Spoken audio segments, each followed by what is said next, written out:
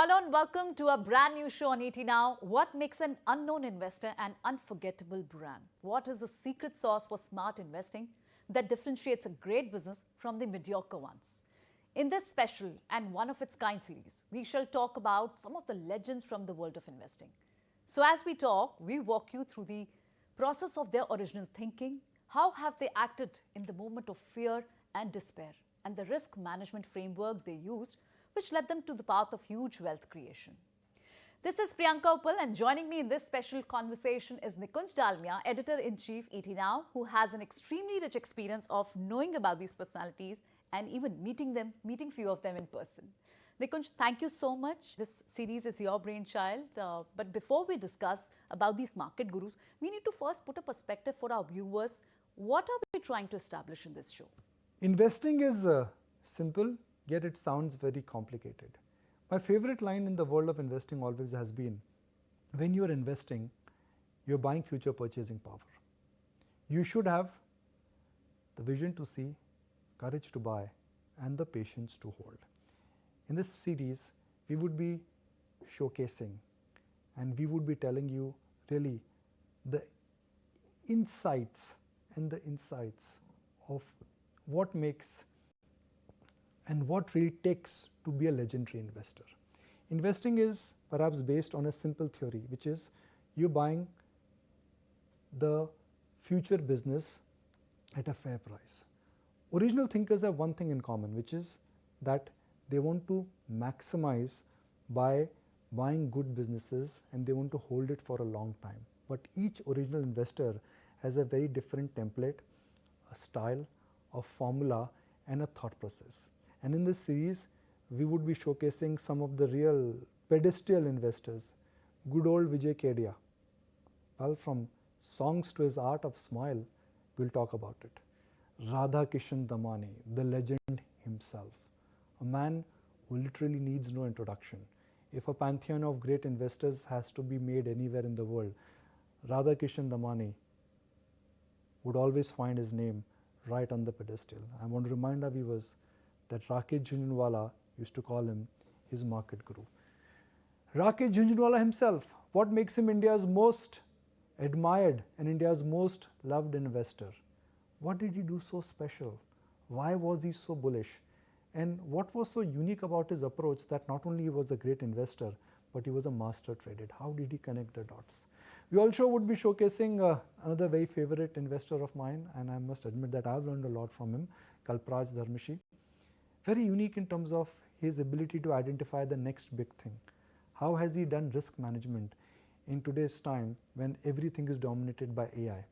And then Manish Chokhane. While you've seen him on the show before, but his ability to again look at the macro, connect the dots, define the true value of value, and then hold on to it for years, I think is quite unique. So I'm really hoping that in this series, when we would be getting into when we'll take a deep dive and we'll examine the thought process, the portfolio, real life examples, our viewers will be able to adapt, apply, and importantly, learn. All right, so let's dive deep. We are starting this show with a very special name, Pulak Prasad. But who is Pulak Prasad? One of the respected market guru, founder of Nalanda Capital, who has a net worth of approximately 27,000 crore. His fund has been consistently generating 19% of return over the last 16 years. Nikunj, it is very imperative, very important to know your circle of competence and the art of saying no. And Pulak knows exactly when to say no. No matter how tempting the situation may be, he uses certain filters to make decisions. What are those filters? So Priyanka, Pulak is someone who's a student of markets and a practitioner of history. Pulak simply follows a very simple concept that rule number one, it's a rule from Buffett, you should not lose money. Rule number two, you should not forget rule number one. So Pulak in a sense has a big filter. Imagine, I want our viewers to imagine there is a filter, a funnel in which you have a filter. And Pulak uses a strong filter to say no. When I say no, the ability of big investors to say no to whatever comes their way, I think is far more important in their ability to say yes. And history has taught us that if you are able to reject the companies which are outside your circle of competence, which is businesses which you understand and business which you don't understand, and as long as you know that what you understand and what you don't understand, you essentially are in a position to reject those ideas. Also, Pulak has said that yes, when you are saying no to almost everything that is coming your way, you may be missing out on what could have been a multi-bagger. But his ability to say yes to what he understands gives him this edge. And there is a data point which he has shared, and we'll put it out, which is that if you make far less mistakes and if you stick to what you understand, your ability to generate superior returns on a longer period of time, I guess, is far greater. Because when you understand a business which is part of your COC, which is circle of competence, you can really ride through the ups and downs. You know how to value the business. You know that as the disruptive forces of competition, disruptive forces of macro, disruptive forces of globalization will hit the business of that company, on what end that company in a sense would come. What looks like a connected world today may be a disjointed world, and COVID has taught us that world can change, but as long as you understand that business, which will only come with the knowledge and your ability to understand the competence of circle, you will take few, but you will take less bets. So your ability to say no gives you this edge, which Pulak has said, where you will be able to filter out what you don't know. Occasionally you will miss out some names, occasionally you may miss out some multi-baggers, but what you buy with your understanding will give you far greater edge than unnecessary diversification. It's very simple. Pulak applies it, and Pulak has always said that, look, he's taken a lot of cues from Warren Buffett. Warren Buffett has always said that we don't believe in buying stocks, we believe in buying businesses. Sure. We like to be partners with great managers, and I think that is what Pulak has, in a sense, very clearly articulated in his book. As a policy, Nalanda does not talk to media. So when we structured the show, this was perhaps based on the book, yes, and also some private conversations we've had with folks who know him and brokers and firms who've serviced Nalanda as a firm. They believe in owning business permanently, which is that if it's a business, we would like to own or become shareholder of the business, in this case partner, permanently. We are not equity investors, which is equity investors, they time the market, they are looking at owning an asset class, but in this case Pulak has said that we try to own the business as a business owner. Then the importance of high quality at a fair price, and this is something which I think over the years I think that has the definition of quality and the definition of price has changed. There's a time when Buffett used to follow what could be called as the Benjamin Graham kind of an investing, which is that buy a company which is below its intrinsic value. But I guess Pulak follows what Buffett has started following after he met Manjar, which is that buy a company at a fair price, but buy a high quality business when there is blood on the street. And there are empirical examples of that how does he define quality and how does he define fair price. Some pointers are there on the screen. All right, and now let's understand what is the filter criteria he uses and one of the main yardstick he uses when he has to select businesses. Okay, I think it's the most important yardstick, and again this is a thought which Pulak has articulated in his book, where he speaks about evolution and where he speaks about evolution which could become a benchmark to understand the future. Return, ROCE, is a benchmark, and to simplify it for our viewers, it is the rate at which the company is generating return. If you look at the evolution, Pulak has said that the reason why species survive millions of years of evolution and they become dominant is because they are not really able to adapt with the change which is happening in the natural surroundings. There are a lot of examples of how a lot of species have become Dinosaur extinct. he's been drawn Exactly, very dinosaur, little. dodo bird, there are a lot of examples. But the ones who have survived, they have a unique ability, when it comes to dealing with nature and the adaptability. Similarly, companies will always go through ups and downs. There are global factors, 9/11, 2008, COVID. But companies which generate superior return, and there's a benchmark of superior return which he has used, if the companies are generating that superior return and if they have a track record where they've survived a COVID storm, where they've surprised, where they have gone through the pain of demonetization, where they've gone through taper tantrum, GFC crisis, those companies can really adapt. So just like a species will only survive as long as they are able to adapt to the change of the natural surroundings, companies which generate superior return equity or return ratios will survive when the cycle goes through ups and downs. When you have a superior return on capital, that means in a good time you are making returns which are higher than the industry or the peer, and in bad time it is really the structure or the nature of the business or the moat you have in the business will ensure that in a downturn the cushion in a sense is there in a downfall. So Priyanka, I mean these are classic stocks which today are called as some of the best compounding industries. In the history of Indian capital markets, if I look at the last 20 years, Page Industries in a sense has been one of the biggest wealth creator.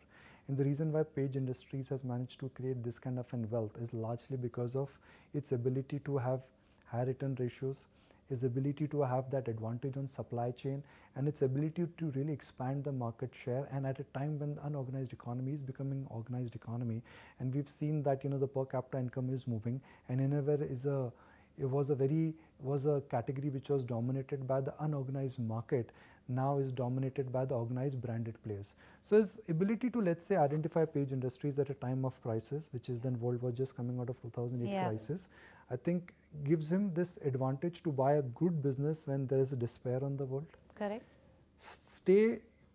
Once you buy a good business, you pretty much ride the business cycle. The definition of a good business is a company which generates superior returns, where the size of the growth is large, and where there is a natural tailwind which is coming because of the big trends in the economy. So Page in a sense really fits the culture, the template, and the thought what Nalanda actually adopts. And then he believes in, once you see an opportunity, Pulak has followed a simple mantra that buy as much as you can, which is that you take large bets, disproportionate bets, buy them during the period of bad time, and then really ride it for multiple years. Like we said at the beginning, he believes in owning stocks for permanently. Not days, not weeks, but for years. So this graphic will just come up on your screen, which is just think about it. Havells bought in 2007, Page Industries bought in 2008, Mindtree bought in 2009, Supreme Industries bought in 2010, DB Corp bought in July 2012, holding on to it for over 12 years now. And his portfolio has not changed. I mean, at this point in time, I would also urge our viewers, and the producer will fire his portfolio with this lovely graph which talks about his average holding period. Yeah, so the line which he uses, and I think our viewers should take notice of it, we are not lazy, but we are very lazy. Yeah, and that is the trick of investing. That investing is not about activity. Newton का third law है ना Priyanka? Yes. Newton के third law में है, if you are, for every action there is an opposite reaction. The more you trade, the more you churn, the more impact it will have in your portfolio. But once you buy and hold a good business, if you bought it at a good price, when there's distress on the street, and then you let the power of business and power of compounding do magic for you. It's very simple. All it applies is a thought process. It acquires understanding of what you know, and your ability to say, okay, I may miss 100 multi-baggers, but I will identify 2 multi-baggers. Sure. And those 2 multi-baggers are good enough to take care of what my current, need is, and where I see the power of compounding will work for me. One of the most underappreciated facts that I think Pulak and all investors they adopt, and I think this in a sense is the ultimate gospel, is the power of compounding. Okay. We've discussed this in the past, but I promise to bring this point out on every show. If you multiply your capital, or if a stock appreciates for 20% for 10 years, it's 10x. But if it multiplies for 20 years, it is in 100x. All you need to figure out that which business can multiply for 20% for 20 years and what are the characteristics which are required. Right. So evolution has taught us there are certain basic characteristics which are required for a species to survive. Similarly, market history has taught us that what are the characteristics which are required for a good company to survive, whether it is based on return on equity, whether it is built on some other factors which we will discuss. Sure. And as long as those filters are put into place, Pulak is happy to buy them when there is panic in the market, and then happy to ride them. It's very simple. We are making, Yes. we are putting a template here. But trust me, that is the magic of investing. Yes. It looks complicated. It's very simple.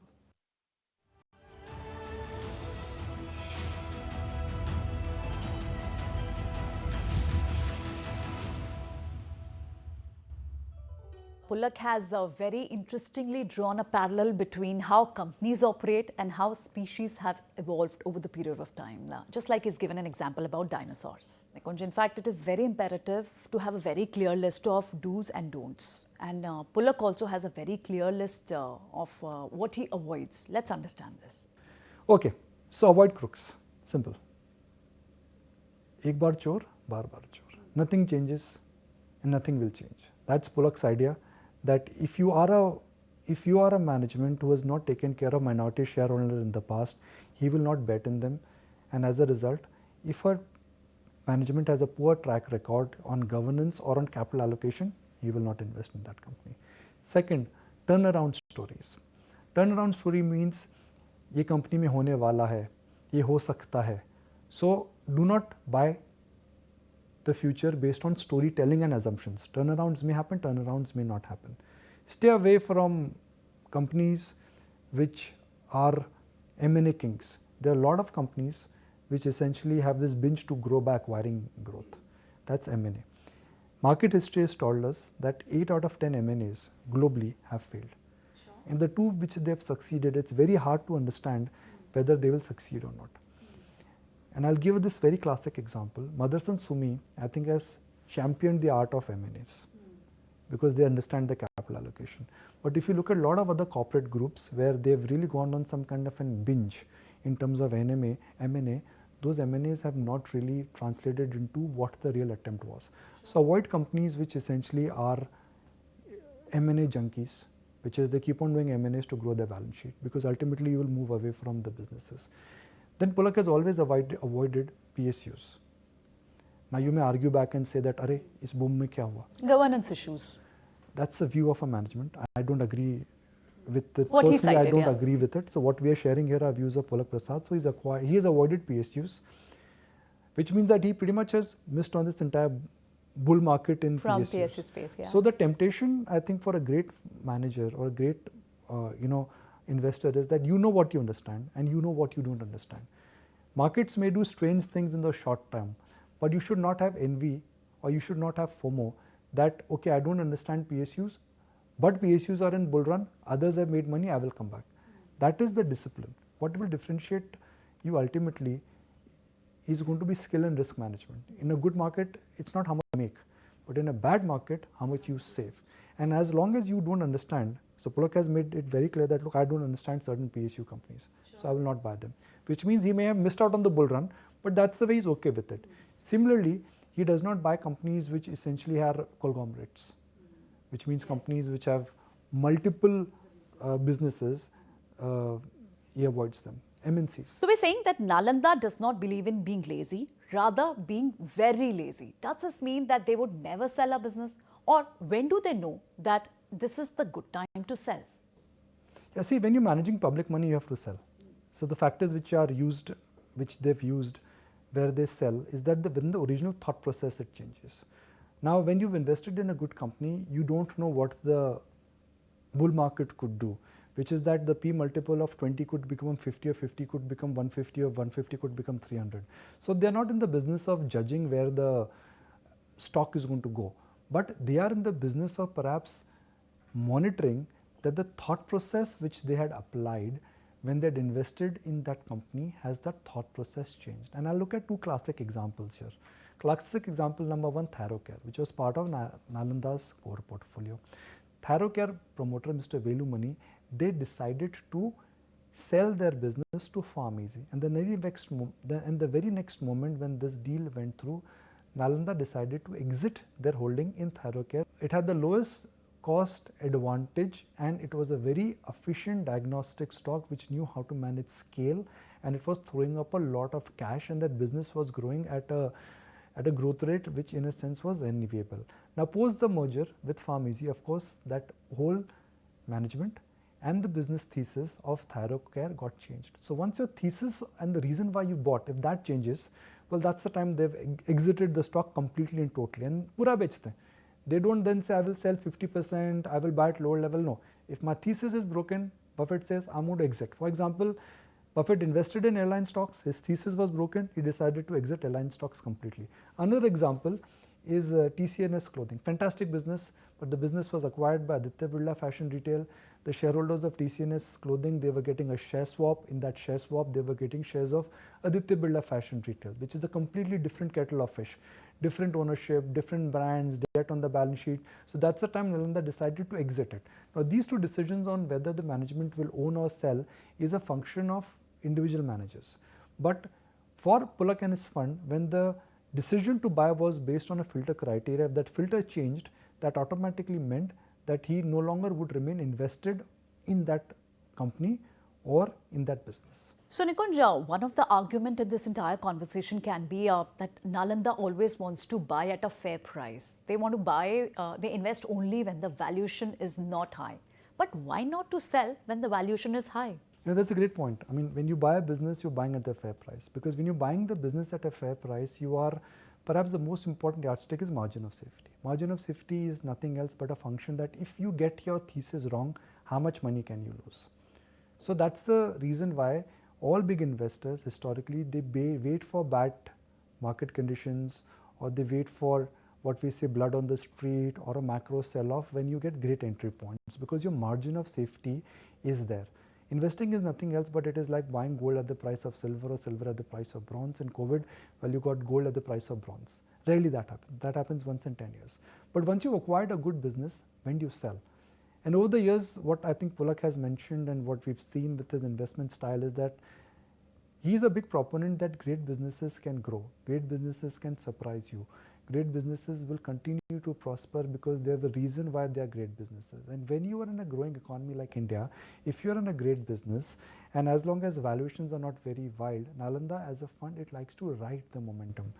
Because in an economy like India, when the economy is expanding, extraordinary things are happening, which means you do not want to limit the upside, because a great businesses can become an extraordinary businesses, and an extraordinary business actually can become like a immortal business. So if you buy a good small cap, if the business is growing, it could become a mid cap, it could become a large cap. Now that's the potential of the business, and the potential of the business is a function of the business you are in and the return ratios you have. So I think one of the most unique things here, which I think our viewers need to understand from Pulak's thought process, is that you want to limit your downside, but you do not want to cap your upside. And that's what I think great investors have done. They are in a hurry to buy when bargains are there, and they buy a lot, but they are no hurry to sell, because if you hold on to something big, special, and a great business, it can really surprise you. A classic example here is, look at profits of Titan, look at profits of Bajaj Finance, look at profits of HDFC Bank. Seldom Mr. Parekh or seldom Mr. Tata would have thought that this really could be the potential of some of these great businesses. I mean, look at the evolution of Titan, from being a watch company to a jewelry company. Now it is moving into eyewear and it is moving into perfumes. That's how great businesses, they evolve. That's how HDFC Bank is evolved. So you really want to ride the journey of the evolution of this great business. So a lot of times, to break it up, Ramesh Damani also taught me the same thing. बोला भाई वो double हो गया तो बेचो मत. Business क्या double हो सकता है, triple हो सकता है, तो बैठे रहो. Absolutely, Nikunj. Thank you so much for decoding the entire framework for us, for our viewers. So when we have such spectacular success stories, why reinvent the wheel? Easier practice could be implementing the same model, which is proven, tested, and has led to wealth creation. Thank you so much, Nikunj, for decoding the investing framework of Pulak Prasad. And in our next episode, we shall discuss another Badshah of BSE who knows how to get his bets right. Thank you so much for watching.